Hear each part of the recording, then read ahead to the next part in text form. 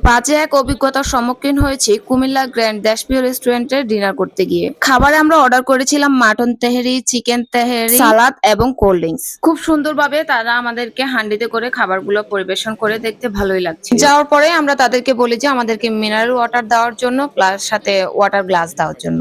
Mineral ওয়াটারটা দিয়ে গেলেও তারা কিন্তু আমাদেরকে ওয়াটার গ্লাসটা তখন দিয়ে যায়নি। এর মধ্যে আমরা আমাদের রাইস আইটেম গুলো অর্ডার করি এন্ড তারা আমাদেরকে বলে 30 মিনিটস টাইম লাগবে। আমরা বললাম ইটস ওকে, বাট পানির গ্লাসটা দিয়ে যান। তারা দিচ্ছি বলেও কিন্তু দেয়নি। পরবর্তীতে তারা আমাদেরকে খাবারের সাথে হচ্ছে পানির গ্লাসটা সার্ভ করেছিল ফাইনালি, বাট এর আগে আমরা বোতলে করে পানি খেয়ে নিয়েছিলাম। ইটস ওকে, এটুকু পর্যন্ত মেনে নিলাম। কিন্তু এবার আসেন ফাইনাল ঘটনায়। খাবারটা প্লেটে পরিবেশন করার সাথে সাথে লক্ষ্য করলাম বড় একটা চুল আমার দিকে তাকিয়ে আছে। ভাবলাম এটা খাসির তেহেরি ছিল, সেজন্য হয়তোবা চুল আছে, কিন্তু আমরা একটা চিকেন তেহেরিও অর্ডার করেছিলাম, দেখলাম সেটার মধ্যেও চুল। আমরা তাদের জানানোর পর তারা আমাদের বলল খাবারটা চেঞ্জ করে দিচ্ছে।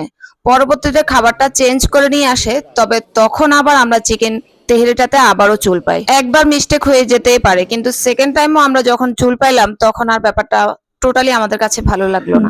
দুবার চিকেন তেহারিতে চুল পাওয়ার পর আমরা চিকেন তেহারিটা টোটালি ক্যান্সেল করে দিই তৃতীয়বারের সময়। যতদূর বুঝলাম এটা তাদের অসচেতনতা ছাড়া আর কিছুই হতে পারে না। তারা চায় কাস্টমারকে যেভাবে পারে বুঝ দিয়ে দেখ। এটা কোনো কথা হইতে পারে বলেন? আপনাদের কারো কারো কাছে মনে হইতে পারে খাবারের চুল পাওয়াটা অস্বাভাবিক কোনো ব্যাপার না, এটা একবার মানা যায় ভাই।